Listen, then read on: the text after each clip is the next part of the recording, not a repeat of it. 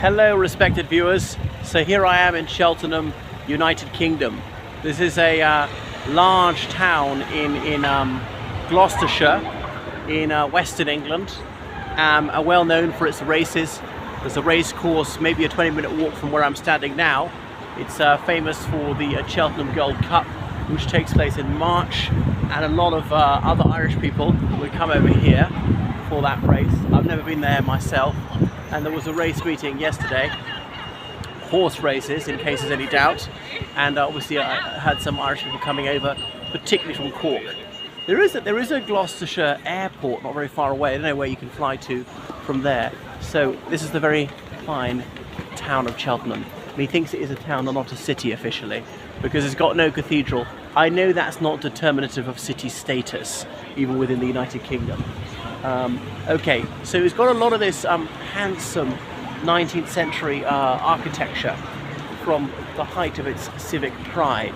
And there's the River Chelt, which bisects the town, Ham being Anglo-Saxon for village or farm. But the river is not very large, more of a rivulet. A lot of it's underground these days.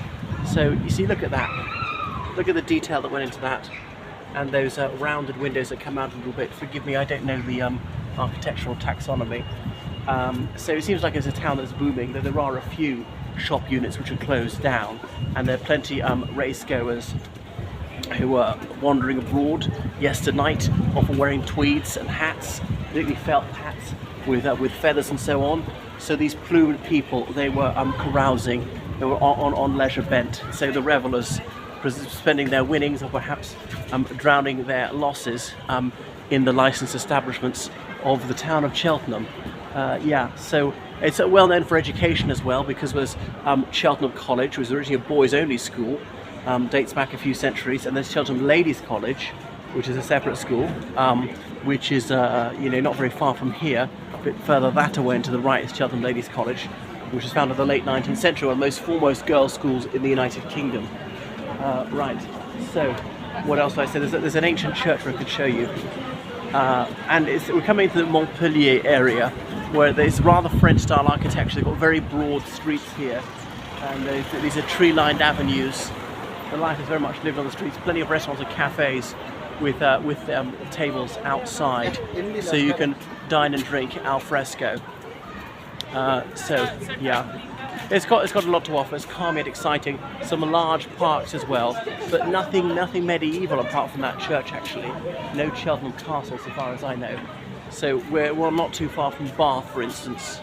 Now the local MP is Alex Chalk. He's a Conservative. Currently he is Lord Chancellor and Secretary of State for Justice. Was appointed that position about a year ago. So the population is 150,000, and you think that made them eligible for a second MP, but not quite, because remember you're meant to have roughly 70,000 voters. Lucy, look at the Christmas market here. Christmas markets, I mean, I've not known them in this country for very long, perhaps a dozen years. Methinks it's a German idea. Moreover, I recall them in Romania being very prominent. So it begs the question of what are the people who run these stalls, what do they do the rest of the year for the other month? I mean, here we are in mid-November, so I dislike it when Christmas begins too soon, because then by the time it actually rolls around, I'm bored of it already. To my mind, it begins with Advent, the 1st of December and no sooner.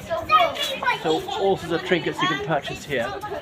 Yeah, so quite a prosperous town, as you might see, but money from outside coming in.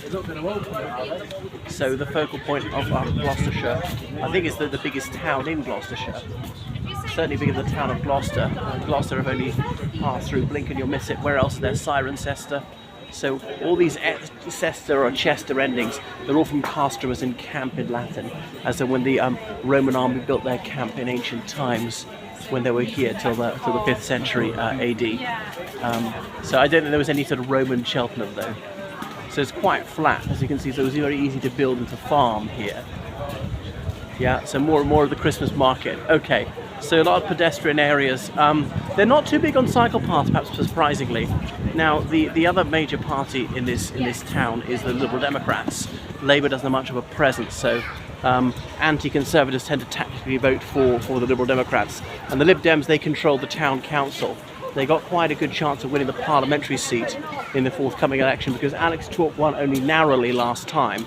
And bear in mind, 2019 was a real vintage year for the Tory party, and 2024 is slated to be an annus horribilis. Sorry, I think I should leave out the determiner, annus horribilis, for the Conservative and Unionist Party. And therefore, the Lib Dems will very likely get this seat back, which they used to have in the late 90s into the noughties. So there you see, how about that? Isn't this a noble prospect here?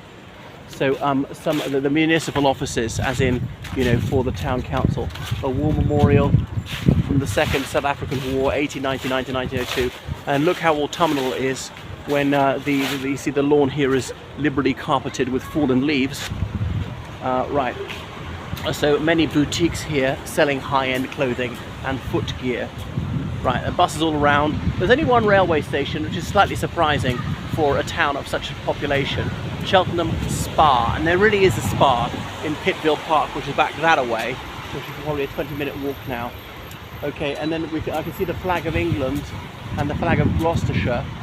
Oh, and the Union flag is borne aloft with joy. There you see a flutter in this brisk autumn breeze. And the other flags I don't recognise. They've got a Ukrainian one up. If I come closer, you'll see what I'm talking about. And the other flags I can't identify from this angle. Can you? They're a bit neoclassical, those Corinthian columns. And the Field of Remembrance. Obviously, Remembrance Day was not long ago. And right in the middle, that purpley maroon symbol with the parachute and the wings and Pegasus. That's obviously for the parachute regiment. I don't know where their base is. I thought it was at Aldershot. But anyway, so remembering those soldiers, airmen and sailors, airwomen in some cases, who most nobly laid down their lives for the United Kingdom in various wars since 1914. And there's a war memorial from the First World War. And then these stylized poppy wreaths. Okay, because Remembrance Sunday was only 2 Sundays ago, if memory serves.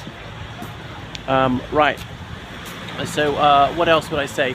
There's the Imperial Gardens and so on. There was a second railway station which closed down many decades ago.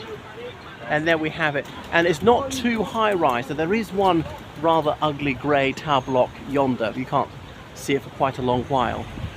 So there's plenty of green space, and the open countryside is not too far from here.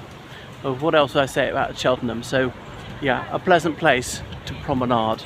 And do you notice how wide the street is? You see what I was saying? That's been part of the French feel of it.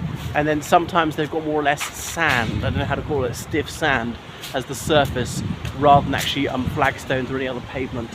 I did meet a French chef aboard a super yacht years ago, cruising in the Adriatic, and he said, oh well, he had spent some time in the United Kingdom. Where? And he said, Cheltenham. So maybe he felt right at home. I forget the Frenchman's name. Oh yeah, and here's a memorial to Edward Adrian Wilson, a local boy, whose house, there's a blue plaque outside it, and he went to Cheltenham College, and indeed he was, then he went to, I think it was at Cambridge, qualified as a doctor. He's part of Scott of the Antarctic's ill-fated 1912 expedition.